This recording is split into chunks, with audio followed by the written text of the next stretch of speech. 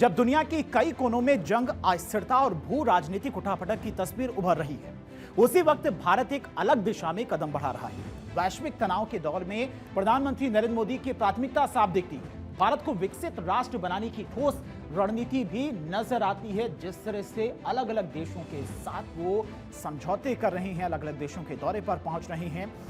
और इजराइल का दौरा क्यों अहम था? ये महज 30 घंटे का दौरा नहीं, बल्कि भारत की आने वाली सदियों की बुनियाद रखने वाले 1800 मिनट थे। एक तरफ मध्य पूर्व की तपती जमीन और युद्ध की आहटें थी, तो दूसरी तरफ पीएम मोदी की आंखों में भारत को ग्लोबल लीडर बनाने का अटूट विश्वास। इन चंद घंटों में प्रधानमंत्री मोदी ने समझौतों की वो इबारत लिखी है जो रक्षा से लेकर अंतरिक्ष तक और कृषि से लेकर जल संरक्षण तक भारत की तस्वीर बदलकर रख देंगे। और इसी वजह से प्रधानमंत्री मोदी का जो इजराइल का दौरा है वो अहम माना जा रहा है। और पीएम मोदी का दौरा खास रहा क्योंकि पीएम मोदी और इजराइल के पीएम बेंजामिन नेतन्याहू के बीच में द्विपक्षीय बातचीत हुई है और दोनों देशों के बीच में कुल 16 समझौते हुए हैं। कुल 16 एमओयू साइन हुए। कौन कौन से समझौते हुए हैं वो भी आपको बताते हैं। किस क्षेत्र में भारत और इजराइल मिलकर काम करेंगे?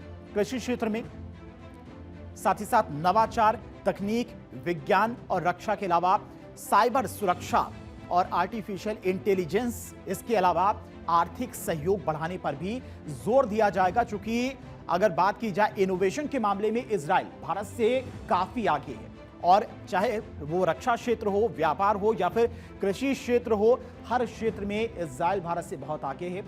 और इस दौरे में इसी बात को लेकर प्रधानमंत्री मोदी ने इजराइल के प्रधानमंत्री बेंजामिन नेतन्याहू के साथ में बातचीत की है कि कैसे कृषि क्षेत्र में आधुनिकता का इस्तेमाल किया जाए ताकि किसान की जो पैदावार है वो बढ़े। और इस दौरान प्रधानमंत्री मोदी और बेंजामिन नेतन्याहू के बीच में द्विपक्षीय वार्ता महज एक औपचारिक मुलाकात नहीं थी, बल्कि इस मुलाकात में कई सारी ऐसी डील हुई हैं जो आज से पहले कभी किसी ने सोची भी नहीं थी। बल्कि इतिहास की झिझक को पूरी तरह से दफन कर एक नए शक्तिशाली युग का शंखनाद के तौर पर भी इसे देखा जा रहा है। क्योंकि जिस तरह से, जिस हालात में प्रधानमंत्री मोदी इजराइल के दौरे पर पहुंचे थे, वो भी पूरी दुनिया की नजर बनी हुई थी प्रधानमंत्री मोदी के इस दौरे की।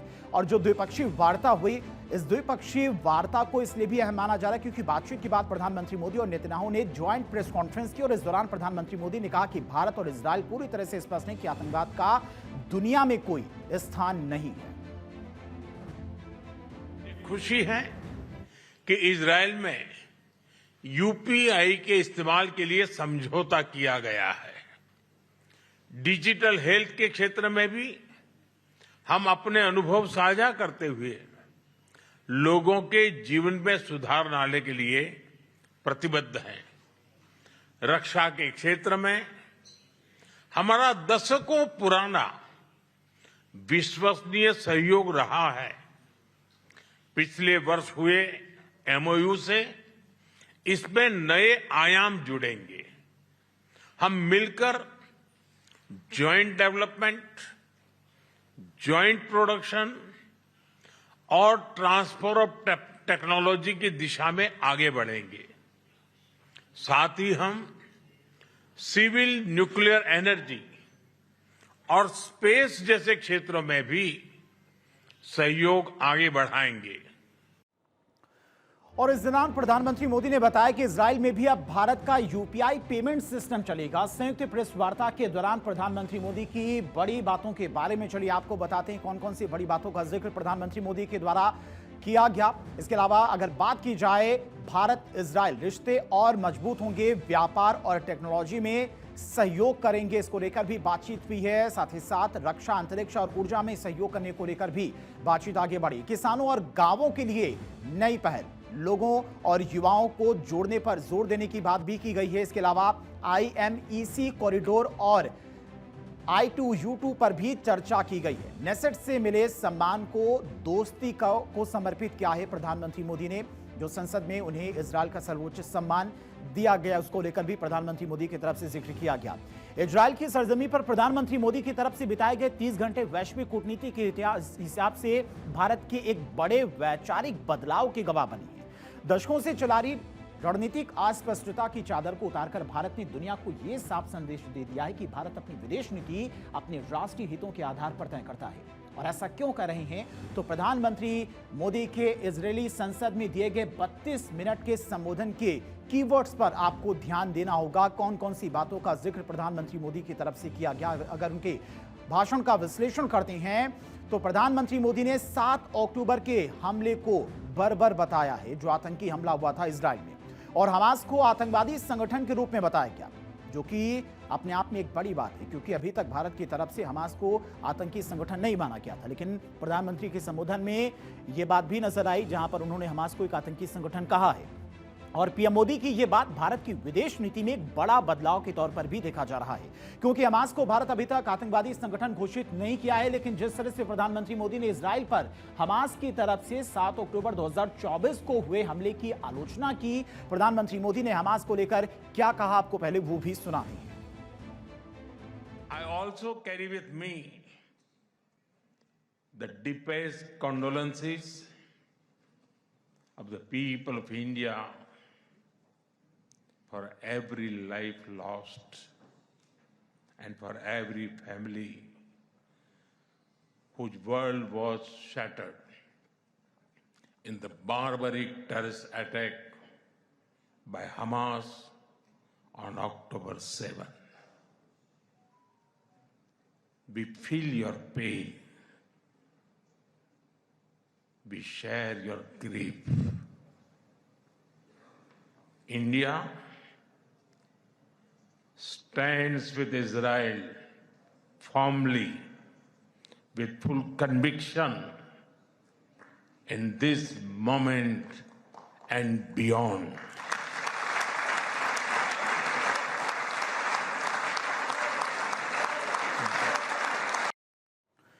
और इजराइल पर हमास के हमलों की भर-भर कहकर निंदा करना भारत की उस पुरानी नीति से पूरी तरह से किनारा करना है, जहां पर भारत मिडिल ईस्ट के संकटों पर अक्सर एक खामोशी से दूरी बनाकर रखने की कोशिश करता रहा है। लेकिन अब भारत खुलकर इजराइल के साथ में खड़ा है, और यह बदलाव अचानक नहीं आया, बल्कि एक सोची समझी कूटनीतिक रणनीति का हिस्सा है। ऐसा क्यों कह रहे हैं, तो आपको हाल के फिलहाल की घटनाक्रम पर नजर दौड़ाना होगा कि किस तरह से भारत ने अपनी रणनीति बदली है। मिडिल ईस्ट में भारत कैसे अपनी भूमिका बढ़ा रहा है। तो मिडिल ईस्ट में भारत एक विश्वसनीय और साझेदार हिस्सेदार बन रहा है। कई देशों के साथ में इसकी बातचीत है। 2025 दिसंबर में प्रधानमंत्री मोदी ने जॉर्डन और ओमान की यात्रा भी की थी, और इसके अलावा इस दौरान जियोपॉलिटिकल मुद्दों के साथ समुद्री सुरक्षा पर भी प्रधानमंत्री मोदी की तरफ से बातचीत की गई। जनवरी 2026 में संयुक्त अरब अमीरात के साथ में राष्ट्रपति ने भारत की यात्रा की थी, वो भी यात्रा काफी ज्यादा अहम मानी गई। शेख मोहम्मद बिन जायद अल नायान ने प्रधानमंत्री मोदी से कई मुद्दों पर चर्चा की थी। इसके अलावा पीएम मोदी 2 दिन की इजराइल यात्रा पर रहे, और कई समझौते भी इस यात्रा के दौरान हुए। इसीलिए भारत अपनी कूटनीति और रणनीति समय समय के हिसाब से बदलता जा रहा है। अमेरिकी नीतियों में आते उतार चढ़ाव के बीच में प्रधानमंत्री मोदी के इजराइल दौरे को खास माना जा रहा है। इजराइल को एक ऐसे स्थिर और विशाल साझेदार की तलाश थी, जो न केवल उसकी तकनीक का कदरदान हो, बल्कि उसे वैश्विक स्तर पर अलग थलग होने से भी बचाए। भारत न केवल इजराइल बल्कि ग्रीस के साथ भी मिलकर एक नया त्रिशक्ति बनाने में जुटा हुआ है।